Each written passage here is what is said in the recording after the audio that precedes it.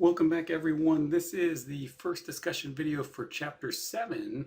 Before we get to new material, I just wanted to do a couple sort of review problems looking back at recent material. So starting with this first one here, your firm has the following variable costs of production per unit. Direct materials $10, direct labor $5, manufacturing overhead $4. Your firm also incurs $100,000 in fixed overhead each period, $3 per unit in variable selling and admin expenses, and $75,000 in fixed selling and admin expenses.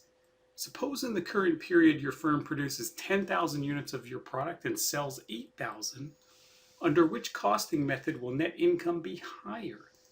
Variable costing, absorption costing, they'll be the same under both methods, or we can't determine from the information given. So pause this, work through this problem here, and then come back for the solution. So the answer there is B. It would be higher under absorption costing.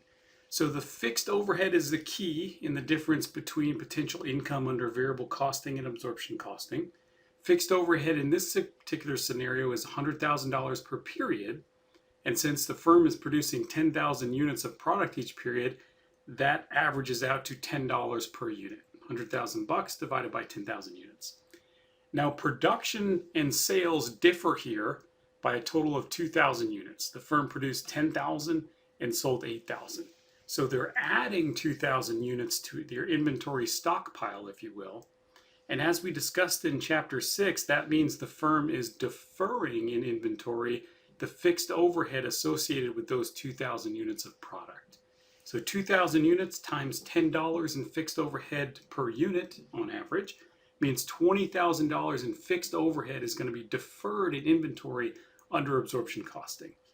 Now, if it's being deferred in inventory, it's not hitting the income statement, whereas under variable costing, it would be, since under variable costing, fixed overhead is treated as a period expense.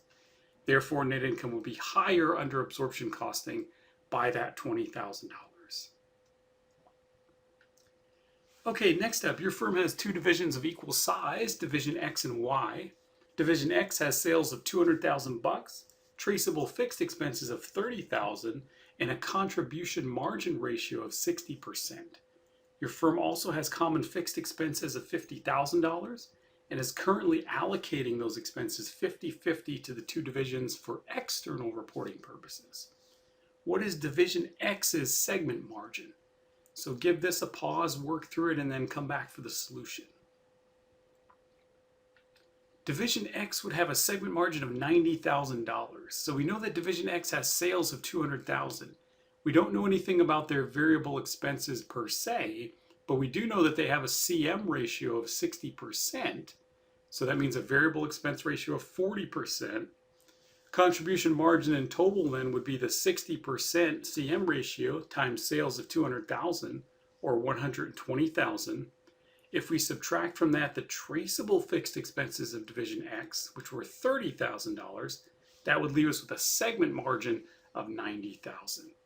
This allocation of common fixed expenses for external reporting purposes does not affect the segment margin of any particular segment or division. Okay, so moving into new material then, Chapter 7 was titled Activity-Based Costing, a Tool to Aid Decision Making. So activity-based costing, or ABC for short, is a costing method that's been around a while. It's designed to provide managers with cost information for a whole bunch of different types of decision making that potentially affect capacity. And so because of that, we're talking about things that should affect fixed costs as well as variable costs. Now, typically it is used as a supplement to the company's usual costing system rather than strictly a replacement for. So out there in practice or in the wild, you will find companies that use ABC for short. It is still pretty popular, but it's often supplemental to the sort of main costing system. The first learning objective here for Chapter 7 was to understand activity-based costing and how it differs from our traditional costing systems. And I'll just note quick here that anytime in this chapter we refer to traditional costing system, we're talking about the job order or process costing systems that we studied in chapters 2, 3, and 4. So one significant difference between ABC and our traditional costing systems is that under ABC, we potentially assign non-manufacturing costs to products, but only on this sort of cause and effect basis. So we are still assigning manufacturing costs to the extent possible, and we'll talk about that more in a second as well, but we're also assigning non-manufacturing costs, things like sales commissions, shipping costs, warranty repair, anything that we can trace in a reasonable manner to particular products, we're going to assign those to products as quote unquote product costs. Whereas under our traditional costing systems, job order and process costing, we only assign to those manufacturing costs, the direct materials, the direct labor, and then that manufacturing overhead. So relatedly, as I was sort of alluding to a second ago, under ABC, some of those traditional manufacturing costs, so some manufacturing overhead costs in particular, won't be assigned to products. It's another key difference. Remember, under our traditional costing systems, all of those manufacturing costs were assigned to products. We typically followed that absorption costing approach. So all the direct materials, all the direct labor, and all the manufacturing overhead. Under ABC, some of those overhead costs will not be assigned to product. And in particular, it's the org sustaining costs and idle capacity costs. And as we'll talk about more as we go here, org sustaining costs are those top of the house manufacturing overhead costs. So all the plant utilities and maintenance costs, and these things that sort of keep the total operations up and running, but can't be associated with individual products in any meaningful way. ABC also differs with regard to its level of complexity or level of granularity relative to our traditional costing systems. So if we think about sort of the level of complexity moving in opposite to the number of cost pools we have in the particular costing system, under our very traditional costing systems, we talked about having plant-wide overhead rates, where all of our overhead costs went into one big giant pool, and those things were assigned to products using one single rate across all production. So that's a very simple costing system, level of complexity very low, and typically only that one cost pool. We also talked in traditional costing systems about having departmental overrates. So a little bit more complex, having a few more cost pools and different rates to assign manufacturing costs to products based on different drivers. So if we had two departments, for example, one was very labor intensive, one was very automated or machine intensive, maybe we use two different rates to assign different costs based on machine hours and labor hours. Again, a little bit more complex than the single rate system, a couple more pools. ABC is even past that. We're going to have a whole bunch of different cost pools based on activities rather than particularly departments or anything like that. So the complexity will go up, the number of cost pools will go up, but hopefully, at least in theory, the accuracy and the meaningfulness of that cost information will also increase. Under ABC, each cost pool will have its own unique measure of activity, and it might not be direct labor hours, machine hours, or types of drivers we're accustomed to seeing in our traditional costing systems. So we'll see new measures of activity like number of customer orders or number of machine setups if we're talking about some batch processes. So we're just going to try to pick these cost drivers based on what best describes the incurrence of costs on this activity basis. Now, labor and machine hours work just fine when changes in labor and machine hours are directly correlated or highly correlated with changes in total overhead costs. But that's just not always true in sort of modern manufacturing, particularly as things become more automated and rely less and less on labor hours. And also as companies diversify and make more and more different types of products. So it just might not best describe our operations to base everything on these labor hour or machine hour buckets, if you will. So some definitions for us here. For our purposes in ABC, an activity is going to be any kind of event that causes the consumption or usage, right, of some kind of overhead resources. An activity cost pool is just a cost bucket in which all the costs are going to be accumulated or lumped together related to a single activity. So every activity really has an activity cost pool or is associated with one activity cost pool. We also need activity measures in our ABC system, and that's just an allocation base we're going to use to assign or apply overhead costs to products, similar to what we used in our traditional costing systems with our cost drivers. Really, those terms can be synonymous. We've got two common types of activity measures we're going to use here in our ABC system: transaction drivers and duration drivers. Transaction drivers are those that represent a count of the number of times we do something. So one transaction driver might be, number of customer orders processed or something like that. Duration driver, on the other hand, is going to be a measure of the amount of time we need for an activity. So that would be more along the lines of our labor hours, our machine hours, right? Our processing time, whatever the case may be. Now, as we saw in our study of job order and process costing systems, those systems rely typically on allocation bases that are driven by volume of production. ABC, however, defines really 5 different levels of activity. A lot of them aren't really associated with the volume of units produced. So they're all shown here on this one figure. At the lowest level of detail or granularity, we have unit level activities. Those are activities that we're doing once, or we can measure once per unit of product we make.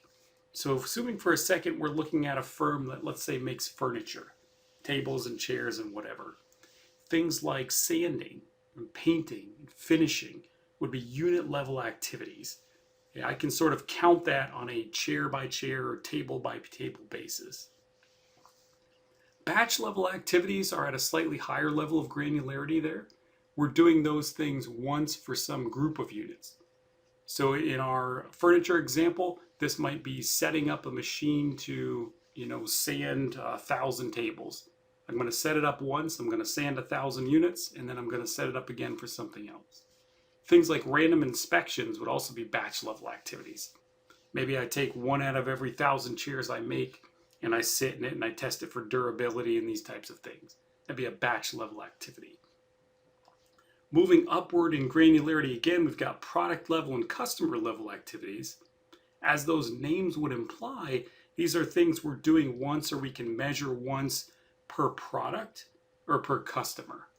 So thinking about product, it'd be things like design changes or process engineering changes. I'm making it or doing that thing once, then I'm running a whole bunch of units, a whole bunch of batches, whatever. It's sort of independent of that volume. It's not dependent on how many units I make. Same idea with customer level activities. This might be things like customer service activity, following up once a month with a customer to make sure they're still happy, right? Or warranty service.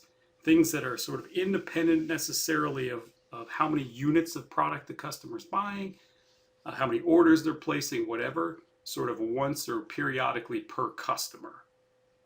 And then at the very top level, we've got organization sustaining activities. And those are things that are completely independent of how many products we're making, how many units of each product, how many batches, how many whatever. These would be the top of the house type costs. Okay, so general factory costs like utilities and property taxes and things like that. And also some of those administrative type costs. Okay, all the finance and legal and HR, those are all org sustaining activities. So let's try a couple examples here. So first one, providing the power required to run production equipment, so that's equipment used to make individual units of product, is an example of a blank. Unit level, batch level, product level, or org sustaining. Give this a pause, think about it, and then come back for the solution. That'd be a unit level activity, right? These continuously run machines are they're drawing power as I'm cranking out unit by unit. So whenever that thing's on, there presumably is a new unit coming out, right? Every couple minutes or whatever. So we can measure that at the unit level. That should correlate, in other words, the total amount of power I use to the number of units that I produce. Next up, for an automobile manufacturer, making a change to the design of an upcoming model would be considered a blank. Give that one a thought, pause the video here, and then come back for the solution. Those are always good examples of product level activities. I'm going to make a change to the design of this upcoming model. that activity is independent of how many units I then produce and sell, how many batches I sell, or anything related to volume. So a good example there of a product level activity. Now, there are some things that an organization has to do to make sure that their ABC implementation is successful. And the first I know is fairly, now there's a few things that firms need to do typically to be successful in implementing ABC. And the first, which may seem obvious, is strong top management support. So if top management isn't behind this idea of ABC, if they're skeptical of its use or of its usefulness, some managers may not be motivated to kind of embrace that change. We also need to make sure it's linked to how people are evaluated and rewarded. So if employees continue to be evaluated based on measures from our traditional costing system, they're going to get sort of mixed signals with regard to how important ABC is or how useful that information is, and they'll abandon it, right? If you're being rewarded based on some particular performance measure, you're going to focus on that performance measure. So we need to make sure those measures match kind of our intentions here. And then cross-functional teams should be created. So because in an ABC system, we're defining everything based on these activities, which can be very broad or wide sweeping within the production process, we want to make sure that we've got employees with the best knowledge of different parts of operations included on these teams to put together an effective ABC system. We want to go to the subject matter experts and get them involved in collaborating and coming up with these best activity cost pools and these different activity measures. Now, there are 5 steps for implementing ABC, and throughout the next couple of videos, I'm going to use this Baxter Battery Company example. So here's their income statement for year-end December 31st a few years ago. They were showing a net loss of $2 million. The company makes 2 types of automobile batteries, a Sure Start, which is sort of the standard model, and then a Long Life Deluxe battery. And this was their first loss ever, so the company wants to make some changes and get a better sense of what's driving costs, and whether it's the inefficiencies in the processes, where there may be some opportunities to improve profitability. So they think that one way they can do that is to implement an ABC system. So first up, they put together this ABC team. And the ABC team comes up with these activity cost pools. They say, hey, we've got a customer order cost pool that encompasses all the things associated with processing customer orders. And the best activity measure there is just the number of customer orders that we fill. We also have a cost pool for design changes. And the measure there is the number of design changes, so another transaction driver. Then we have a cost pool for order size. I'm talking about the size of each customer's particular order for these different battery models. We think the best measure there is machine hours, because we have this highly automated processes, and machine hours pretty well describes that. Then we've got customer relations, and we think the best activity measure there is just the number of active customers. So these are all these types of activities of following up with customers to make sure they're happy, reaching out to them to let them know about new products, etc., etc. And then we've got all the other costs, and we'll think of these as the org sustaining bucket. Remember, we're not going to apply those or assign those to individual products, so we don't need an activity measure there. Those just sort of come off the bottom line. So that brings us to learning objective 2, which is to assign cost to cost pools using a first stage allocation. Get the ball rolling with our ABC here. Now, Baxter Battery has a whole bunch of overhead costs here. These are all indirect costs, right? Both manufacturing and non-manufacturing. In production, they've got 14 million worth, and that's consists of factory wages, some equipment depreciation, utilities, and a building lease. In administrative, they've got some more wages, some more depreciation, and another building lease. And then in marketing, they've got some wages and salaries and some other indirect selling expenses. Now note that direct materials, direct labor, and things like shipping are excluded because we can trace those directly to products or customer orders. So you only need to be worrying about lumping into cost pools are indirect costs, things that we can't trace directly to individual products or customers.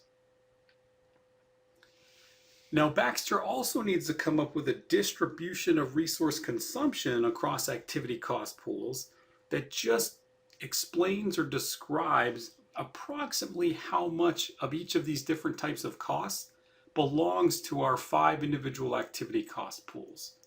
And this would be constructed, I don't mean to gloss over this, but this would be constructed by the subject matter experts. This ABC team, this cross-functional team, they'd be doing all types of needs assessments, right? And hopefully some kind of process engineering, or at least discussing these things with all the other managers, production managers and supervisors and so on, to come up with these expectations or estimates of cost distribution.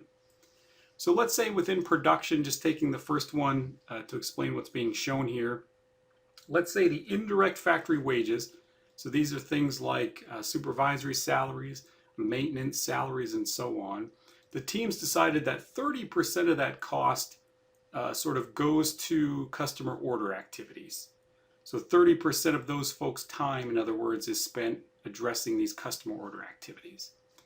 30% is associated with design changes, 20% sort of with order size activities, so is driven by the volume of products being produced, 10% customer relations, and then 10% to that other bucket, that general top of the house org sustaining type bucket that won't be assigned to anything. So the team would do that for every single overhead cost that's going to end up being assigned, at least in part, to any of these individual activity cost pools. They put together this big matrix by which to allocate those total manufacturing overhead costs. So then what we do is take what we know about those total overhead costs and apply them to the activity cost pools based on that matrix. So taking the first one there where we had indirect factory wages of a total of 6 million, and on the previous slide we had 30% of that being consumed by the customer order activity. So we're going to allocate 6 million times 30%, or 1.8 million, to that customer order activity cost pool from that indirect factory wages line item. And then we'll do the same for every single line item on our overhead costs, and applying it using all those estimated percentages of consumption in our first stage allocation matrix. So next up we'd have factory equipment depreciation, 3.5 million, times the 20% that we're assuming was being consumed by the customer order activity, for a total of 700,000. And again, line by line for all those other items from the matrix. And I'm actually going to stop right there for now. The next video will cover assigning these things to products and customers based on activity rates that we'll calculate as well.